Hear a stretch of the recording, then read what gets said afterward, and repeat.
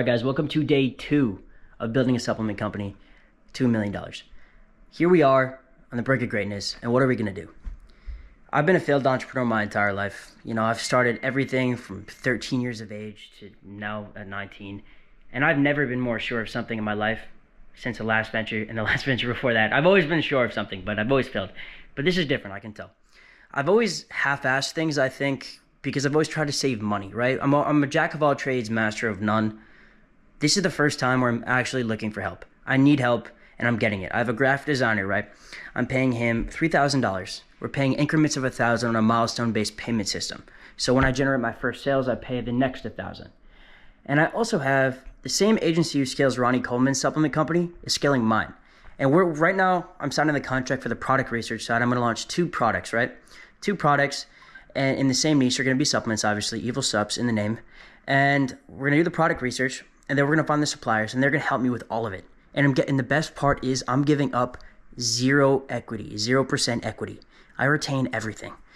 And I've sold on Amazon for 2 years, right? I understand the distribution. I understand how it works. But instead of selling other people's products, why not sell my own now that I understand everything about it, right? It makes sense. Most wholesale Amazon people generate into private label. It's just natural. With that said, Kleenex wipes, right? It's like I'm selling thousands of dollars of Kleenex wipes to make 20% profit margin. Why not sell my own while I'm also building enterprise value so I can eventually sell it for, 7-8 figures, the company. I can sell $1 billion worth of Kleenex. I can't sell the Kleenex company. So with that said, this is the next logical step. And I've never been more sure of anything. What I've done over the last few months, because I filmed day 1 3 months ago. I've been working on it steadily. And it just, pounding out and doing the numbers and pause. It's just doing the reps every single day, right? Negotiation, like I sent the graphic designer, his name is Michael. He's a great guy. I met him on Reddit of all places, right? I sent him $1,000 in Venmo after a month of vetting him. Was I fucking nervous? Yes. I was sending $1,000 in Venmo. I never do that. I usually do PayPal goods and services because there's protection. But anyway, I sent the 1,000.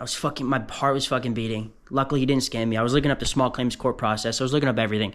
But we were all good, right? And then sometimes in business, you have to take logical risks. If I sent him the $1,000 and I didn't research him at all, I didn't look up his LinkedIn, his Instagram, if I didn't look up small claims court in California, that'd be stupid. But I was prepared and I knew what to do and I took the logical risk and I jumped in.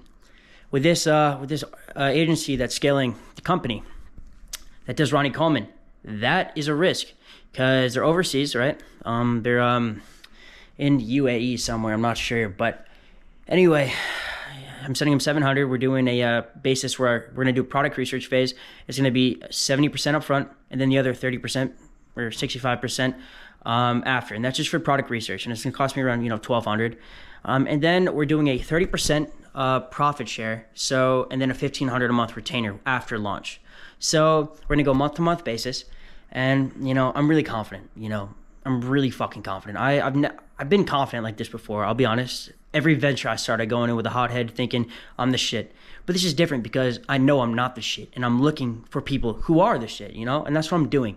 And I've always been too, and I mean, rightfully so. It's like, I feel like every entrepreneur, when you're jumping blindly into something, you have to be a little bit delusional and you have to have that blind confidence in yourself. And I have that. And I've always had that. And that's something that I think I'm really proud of myself that I have.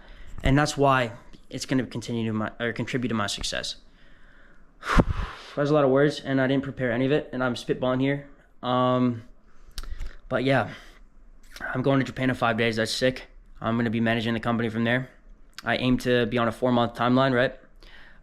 So I aim, it's going to, once I find the suppliers, it'll probably take a month and a half, 2 months to get the samples, and then another month to get the inventory run.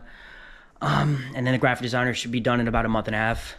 But it's going to be, I want you to be walking down the shelves in like a Whole Foods and see Evil Supps and be like, what the fuck? Let me stop and let me pick this up. Because the way I'm aiming for, and I said this in the first one, is liquid death. Transform the fucking water industry from a boring industry to something amazing. And their ads, you can't really do that anymore because it was shock value. Their ads, skull in a water, what the hell is this? Is it an energy drink? It hasn't been done in the supplement industry yet. It hasn't. And I don't know if you guys noticed, but supplement industry is boring. Like the marketing is boring. It's all the same because they don't need to. People think, and they're right, because supplements, people want a calm product, something they know is safe for them, something boring, but in a good way. people that builds trust. And in supplements and anything you're consuming, you need to build trust with the consumer. I do think there's a fine line that we're walking here with evil Supps, but I do think we're going to do it. I think, there's a way to build trust, but also have creative marketing. I think there's a fine line that we can walk that hasn't been walked before. And we have nothing to lose. It's $10,000 that I'm risking. That's all I have. I mean, I have like 4,000, but I don't have any money anymore. Evil Supps says it's all the money I have. Got the trademark ready or pending. Should be within the next few months. But I'm really fucking excited, and I hope you guys are too. All 11 of you who see this.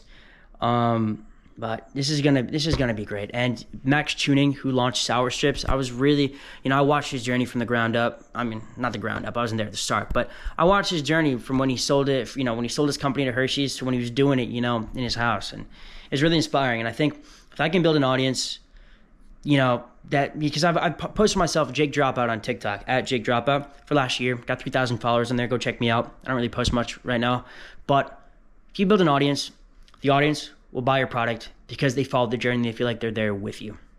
I don't need you guys buying the product. I just want to document my journey for you guys because I know there's other people like me watching this.